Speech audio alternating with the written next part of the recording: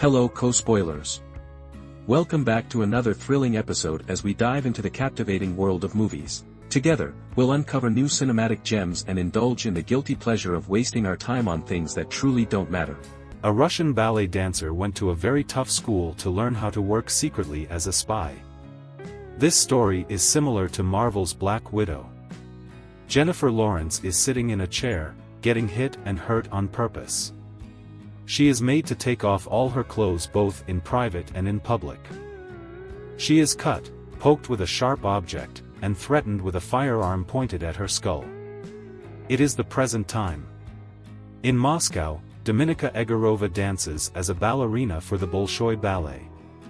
She can no longer work because of a serious injury, so she loses her job and is in a very difficult situation. Her uncle, who is employed by the Russian government to get secret information, wants to assist her, but in return, he asks her to do something for him. He wants her to flirt with a politician who disagrees with the government and switch his phone so the government can secretly listen to his conversations. But when Dominika is alone with the politician, someone kills him. Dominika's uncle told her something that wasn't true. These extreme experiences are meant to show how strong the character, a Russian spy named Dominika Egorova, is physically and mentally.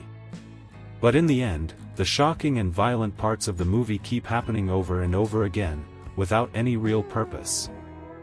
This makes Red Sparrow seem more like a low-quality attempt to use violence for shock value, rather than a compelling story about surviving. There is definitely more to being a spy than just knowing where to touch someone's thigh or how to speak softly near their ear. But this is all the training she gets.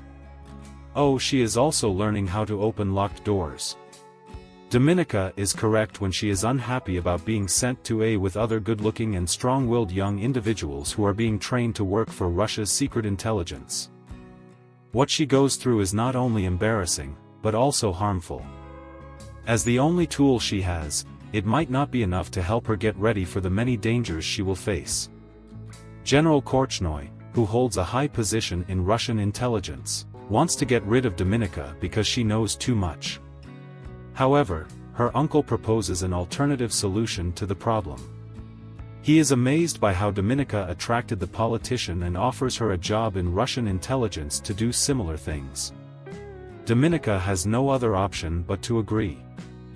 Red Sparrow, directed by Francis Lawrence and written by Justin Haythe, is a movie that is adapted from the novel by Jason Matthews. But it's hard to watch it without thinking about last year's cool and action-packed Atomic Blonde, another spy movie with Charlize Theron that required a lot of physical effort. That movie was really about showing women having power and control over their lives, using their bodies to reach their goals. Dominika is informed at an early stage that her body is controlled by the government. This has been happening even before she began her spy training. Because of this, she is constantly stared at by men, which gives Red Sparrow an uncomfortable feeling that never changes. The director, Lawrence, had previously worked with Jennifer Lawrence in the last 3 Hunger Games movies. Therefore, he knows how to challenge his very talented star. She's definitely up for anything, but other than some scenes, he directs Red Sparrow in a surprisingly boring and repetitive way. The movie sounds boring and goes on for too long, which makes it not very exciting as a thriller. It starts with hope and enthusiasm, as we witness Dominika's success in her previous career as a top dancer with the Bolshoi Ballet. The Ukrainian dancer, Sergei Polyanin, is playing as her partner in the performance. Unfortunately, he doesn't get many chances to display his amazing skills, but he is important for the accident that happens on stage, which causes her career to end because she falls and gets injured. This is one of the many moments in the movie that will make you flinch and feel uncomfortable in your seat. At the same time, Nate Nash, a secret agent for the CIA, meets with a spy within the Russian intelligence, who goes by the code name Marble. When Russian police unexpectedly find the meeting, Nash has to reveal his true identity in order to help Marble escape. Nate comes back to the United States feeling ashamed. Marble doesn't want to cooperate with any other CIA agents. As a result, the CIA sends Nate to Budapest to reconnect with him. Dominika is training as a sparrow in Russia. The training includes mistreatment that is mean and makes Dominika feel bad. Even though she is stubborn, her uncle chooses to employ her as an agent. He tells her to go to Budapest and flirt with Nate, with the hope that he will reveal who Marble is. Dominika's leg injury has caused her career to come to an end. As a result, she will no longer receive support for her housing and medical expenses, which are crucial for her sick mother. At that exact moment, her Uncle Vanya, yes, Matthias Schoenaerts actually plays a character named Uncle Vanya, comes forward with a suggestion. He is a really important person in the Russian secret spy group, and he noticed that she has always been smart and determined since she was a little kid. He believes she can help the government to keep her house and her mother safe. Yes, that is correct. He sends her to a school where she learns to be a spy. Charlotte Rampling is the tough and unfeeling boss of the training center, which is actually called Sparrow School. She teaches Dominika and her classmates how to control others by finding and exploiting their vulnerabilities. They learn to use their charms and pretend to be someone else in order to accomplish their tasks.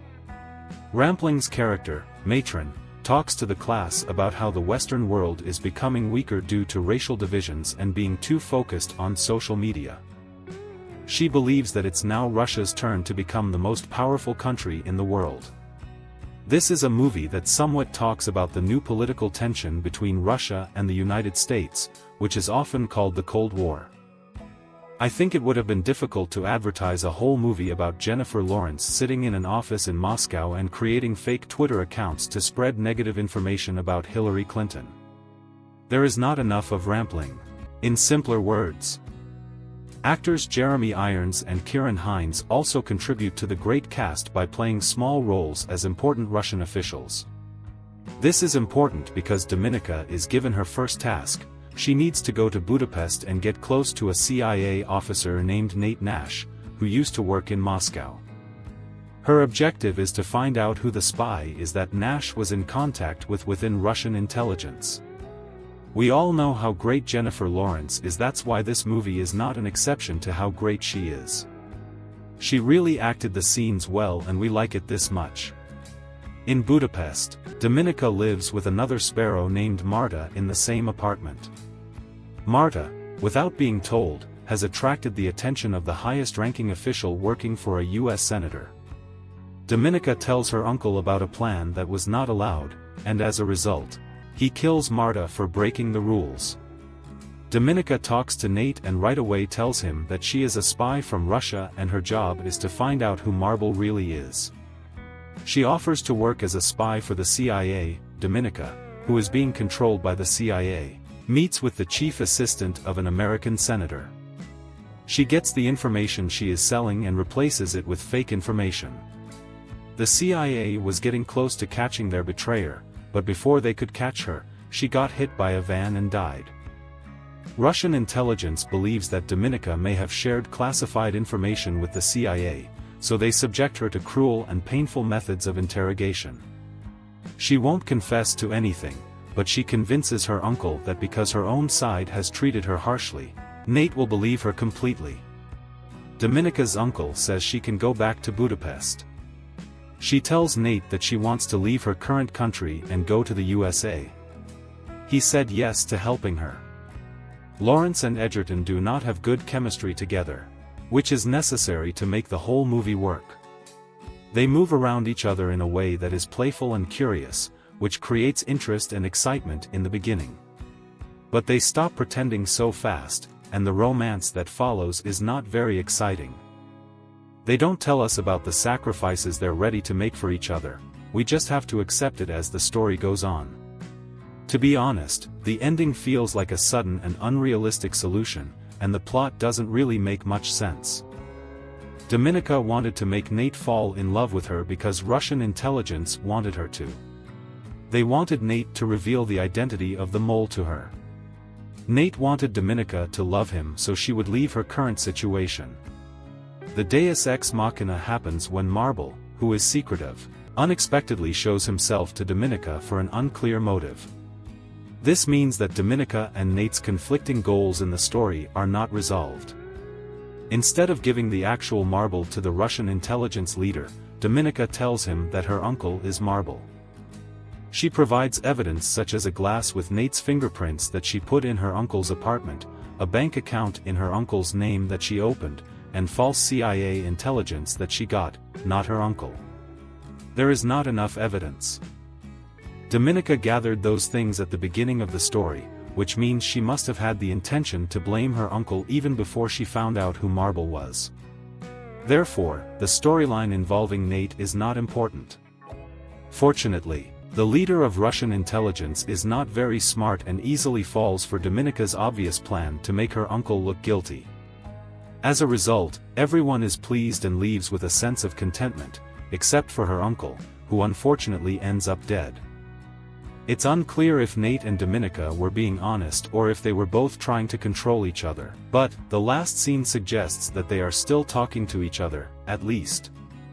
I'm not completely sure if I understood the story, but I found the journey enjoyable. Thanks for watching our video. As we wrap things up, we want to say a big thank you for being a part of our awesome community. Don't forget to hit that subscribe button so you never miss out on our future adventures. We appreciate all the likes, comments, and support you've given us. So stay tuned for more exciting videos coming your way. See you soon.